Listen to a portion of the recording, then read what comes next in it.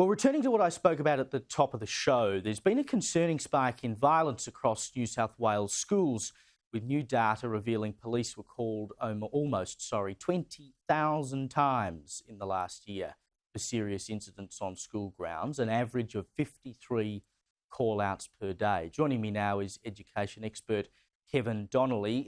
Kevin, teachers and youth mental health advocates have pointed the finger at increased anxiety and social deterioration among students, particularly since the COVID pandemic. You've done a lot of research in this area. Would you agree with their assessment?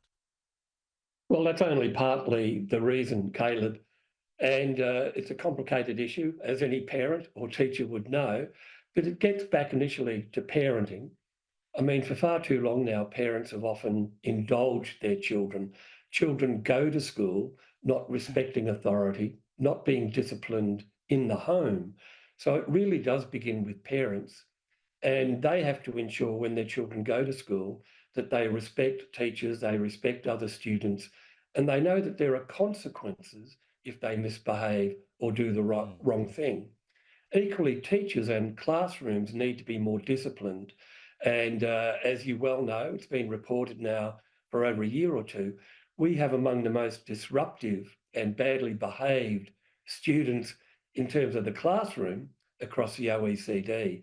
So teachers need to do more. They need to be more authority figures. We need to get rid of all those progressive ideas like open classrooms, which they're doing in New South Wales. And we need to get back to a more structured, disciplined classroom. Yeah, well, the system, as I was saying before, as it is now, doesn't work. And you've got New South Wales, the state government is preparing to roll out their new student behaviour policy, which will have no limit on how many times a school student can be suspended. But then you go down to South Australia, where I'm sitting tonight, their education department and state government's going in the other direction. They're bringing in new rules to try and reduce the number of students being kicked out of the classroom because they had record levels of suspensions and expulsions a year ago, 5,000 of them. And so they're like, OK, we've got to do something about it. Forget about actually doing anything to help those kids or sort out the classroom. We'll just go, OK, well, if we make it harder to suspend them, we can basically diddle the numbers. Well, it won't work, and we all know that. And I mean, I'll make the point that we need to give schools greater autonomy and greater flexibility. I mean, in Australia, across all the different states and territories, there's too much government regulation, too much red tape. We need to give schools greater flexibility. And I mean, it can be done. In London, we have the Michaelia School.